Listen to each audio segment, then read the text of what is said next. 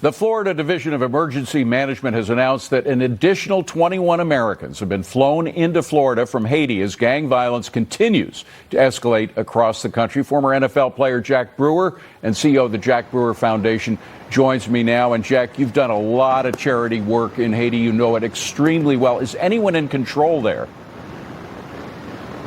No, it's chaos. I'm in Haiti now, actually helping to coordinate more evacuations. I have about 15 Americans that are on their way here now, and we're getting them out of here. It's been complete, utter chaos. I mean, I have gotten a lot of support from the State Department. Governor DeSantis has done an amazing job. We've been able to get about 31 passengers on flights through the state of Florida as well. But the logistics on the ground are the real issue. You know, these war zones are real. Bodies are in the streets. They're shooting in the streets. They're taking over certain neighborhoods, blocking roads.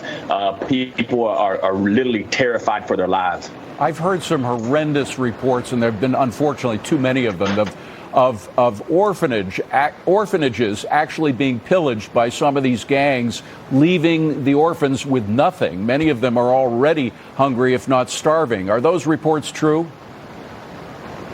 Yes, they are. I mean, it's been horrific. I mean, we had one family that got overtaken by 17 thugs. We had another American family who had their dad take a bullet to the head. I mean, so we're seeing these things happen over and over again. It's just horrendous to think about some of the things that are happening. You have to remember, you have over 1,000 Americans still in this nation right now. You have over 500 Floridians. And so I think the report today was 128 Americans have been taken out by the State Department. The Jack Brewer Foundation has gotten over 31 Americans out, you know, in partnership with TAD Recovery. And so it's been a tough effort, man. Yeah. I mean, complex, but I'm not leaving here until it's done. God bless you. You're doing heroic work. You've also reported, of course, that thousands of really bad people have gotten out of prison and are threatening to break into the United States, which isn't that difficult to do these days. Any update on that?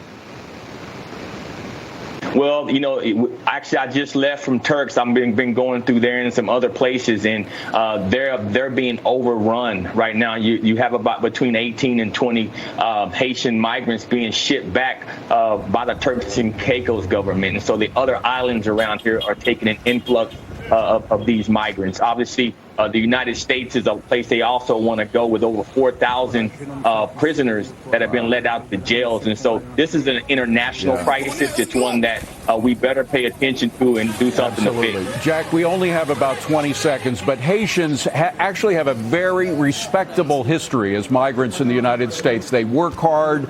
They're family-centric. Right. This, though, could ruin that reputation. Is that going to happen quickly? It's very likely. You have a lot of people who, you know, culturally don't have the same morals, and you start talking about criminals let out of prison coming into your country. So, you know, just like I said, Turks and Caicos has seen an uptick in violence. Yeah. And so what we're trying to do is help to do it the right way. Yes. And the Jack Brewer Foundation is on the ground. So I encourage anybody that wants to support us, support Americans, get back home, go on to the jackbrewerfoundation.org. We really need the support right now. You're doing God.